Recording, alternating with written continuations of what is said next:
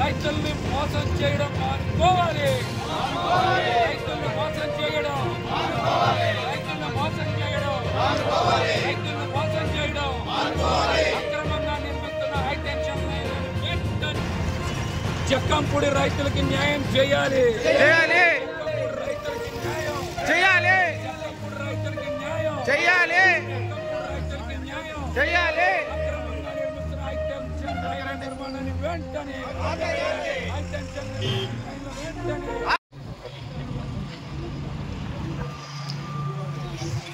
West bypass road నేను చూశారు. ఇక్కడ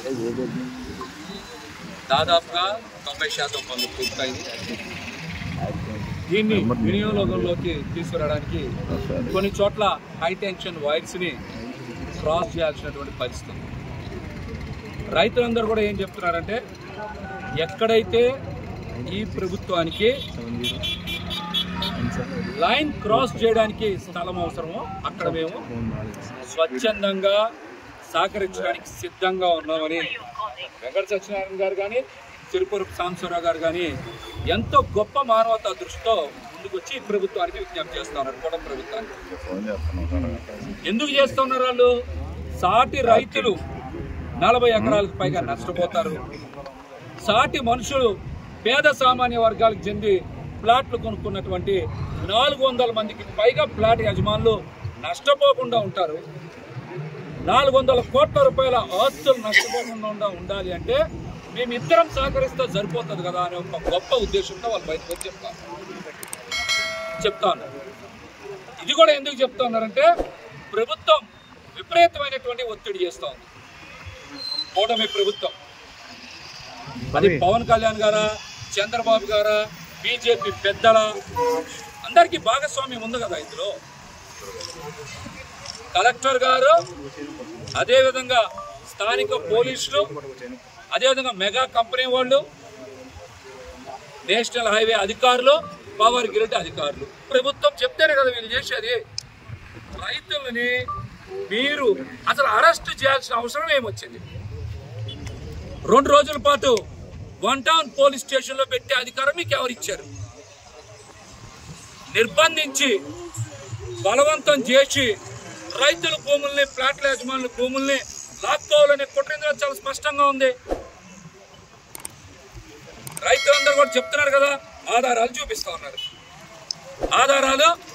ఉన్నారు. ఇంతవరకు మీరు లైన్ మార్పు చేస్తున్నామని నోటిఫికేషన్ ఇచ్చారా? నష్టపోతున్నటువంటి రైతుల వివరాలు పేపర్ నోటిఫికేషన్కి ఇచ్చారా? ఒక్కొక్క రైతుకు కానీ ప్లాట్ యజమానికి కానీ ఎంత విస్తీర్ణం పోతుందో రెవెన్యూ అధికారులు ఇంతవరకు తెలియజేశారా? నేషనల్ హైవే అథారిటీస్ ఎక్కడన్నా ఒక నోటిఫికేషన్ ఇచ్చిందా? ఇవ్వలేదంటే మీరు రైతుల్ని బలవంతంగా అలా భూములు లాక్కోవాలనేటువంటి కుట్రదంతా అర్థమవుతుంది. ఇంత బలవంతం దేనికోసం? ఎవరికి ప్రయోజనాలు చేకూర్చడం కోసం? ఇందులో చాలా మంది రిటైర్డ్ ఎంప్లాయీస్ కూడా ఉన్నారు, ఇంజనీరింగ్ విభాగంలో పనిచేస్తూ ఉన్నారు. స్కెచ్లు వాళ్ళు కూడా తయారు చేయించారు.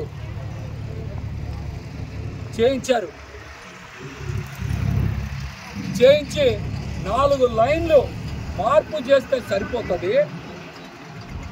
పాత ల్యాంకో లైన్ని మీరు యాజిటీస్గా ఉంచండి. అనేక చోట్ల ఇబ్బంది వచ్చిన దగ్గర ఉన్నటువంటి స్తంభాలని ఎత్తు పైకి లేపారు కదా, అదే విధానాన్ని జక్కంపూడిలో అదేవిధంగా నున్నలో కొనసాగించమని కోరుకుంటున్నారు. కొత్తదేం కోరుకోవట్ల వాళ్ళు. మిమ్మల్ని కొత్త ప్రపోజల్ ఏమి అడగట్లా. లైన్స్ అవసరమైన దగ్గర మేము 4 చోట్ల సహకరిస్తామని చెప్తా ఉన్నారు. ఇంకొన్ని చోట్ల ఎత్తు తక్కువ అయితే ఎత్తు పెంచుకునే సౌలభ్యం ఉంది కాబట్టి ఎత్తు పెంచుకోమని చెప్తా ఉన్నారు. ఎందుకు మీరు పనులు చేయట్లా? దీని వెనకాల ఉన్న కుట్ర. ఎవరి ప్రయోజనాల కోసం ఇదంతా చేస్తూ ఉన్నారు? కలెక్టర్ గారిని కలిశారు కదా అందరూ వెళ్ళి. 3 గంటల పాటు మీటింగ్ జరిగింది కదా కలెక్టర్ గారితో. కలెక్టర్ గారు మెగా వాళ్ళతో, నేషనల్ హైవే వాళ్ళతో, పవర్ గ్రిడ్ వాళ్ళతో, రెవెన్యూ వాళ్ళతో కలిపి ఈ రైతులతో కమిటీ వేస్తానని వారం రోజుల కిందనే కదా మాట ఇచ్చారు. ఈ వారం రోజుల్లో ఏం జరిగింది? కలెక్టర్ గారు కూడా దీనికి సమాధానం చెప్పాలి. మీరు చట్టానికి లోబడి పనిచేయాల్సిన వ్యక్తులు కదా. మీరు చట్టానికి లోబడే పనిచేయాలి. మీరు నోటిఫికేషన్ ఇచ్చారా? రైతుల వివరాలు ప్రకటించారా? నష్టపరిహారం ఎంతో వాళ్ళకి చెప్పారా? వాళ్ళ విస్తీర్ణం ఎంత పోతుందో చెప్పారా? ఇవన్నీ చేయకుండా బలవంతంగా భూములు లాక్కోవడానికి మీరు ఎవరు? అసలు రైతులు 2 రోజుల పాటు పోలీస్ స్టేషన్లో నిర్బంధిస్తారా?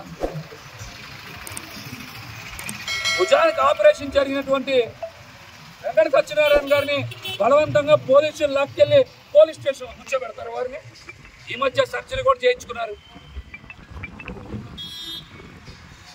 ఇదంతా కూడా కేవలం మెగా ఇంజనీరింగ్ కంపెనీకి కాంట్రాక్ట్ల రూపంలో కోట్ల రూపాయలు లబ్ధి చేకూర్చడానికి. రెండవది, ల్యాంకో మూతబడినటువంటి సంస్థ, ఒక్క యూనిట్ కూడా కరెంటు ఉత్పత్తి చేయనటువంటి సంస్థ. ఆ సంస్థకి లాభాలు చేకూర్చడం కోసం మాత్రమే, అవసరం లేకపోయినా ల్యాంకో లైన్ని మార్పు చేస్తాం. ల్యాంకో వాళ్ళు ఎక్కడన్నా లైన్ మార్చాలని మీకు అర్జీ పెట్టారా? ల్యాంకో లైన్స్ వల్ల ఇప్పుడేమన్నా కొత్తగా అక్కడేమన్నా లైన్స్ మార్పు చేసే అవకాశం ఉందా? అయ్యే లైన్స్ కదా. అసలు మాకు మార్పు చేయమని పెట్టినప్పుడు ల్యాంకో లైన్స్నే కదా మీరు షిఫ్ట్ చేస్తున్నారు. కొత్త లైన్లు అయ్యట్లా, అంతేనండి? కొత్త లైన్లు ఎక్కడే ఇట్లా ల్యాంకో లైన్స్నే మార్పు చేస్తూ ఉన్నారు. అసలు కరెంటు ఉత్పత్తి ఆగిపోయి ఒక్క యూనిట్ ఉత్పత్తి చేయనటువంటి ల్యాంకో సంస్థ టవర్ లైన్లని అసలు మార్చాల్సిన అవసరం ఏముంది? అది కూడా ప్రైవేట్ సంస్థ. మూసిపోయింది కదా, అందరికీ తెలిసిన విషయమే కదా. గత 3-4 ఏళ్లుగా ఉత్పత్తి ఆగిపోయిన ఒక సిక్ యూనిట్ గురించి ఇంత వివాదం ఏంటి అసలు? దీని వెనకాల కుట్రేంటో తెలుసా మీకు? సదరు సంస్థకి అడగకపోయినా, లైన్లు మార్చమని అడగకపోయినా మీరు లైన్లు మారుస్తున్నారంటే వాళ్ళకంట ఆ లైన్లు చూడడానికి NHI వాళ్ళు 45 లక్షల రూపాయలు ఫీజు చెల్లించి చూస్తారంట. టవర్ లైన్ ట్రాన్స్కో వాళ్ళు, NHI వాళ్ళు కొత్తని ల్యాంకో లైన్లు ఎలాగేసిందో చూడడానికంట సూపర్విజన్ ఛార్జెస్ కింద 45 లక్షలు ఇచ్చేశారు. 45 లక్షల రూపాయలు ఇచ్చేశారు. ఇవే మా సొంత పైత్యం కాదు, ప్రభుత్వ ఉత్తర్వుల్లో ఉన్నాయి ఇవన్నీ. అలాగేనట వాళ్ళకి లైన్ షిఫ్టింగ్ చేస్తే ఇందులో కుట్ర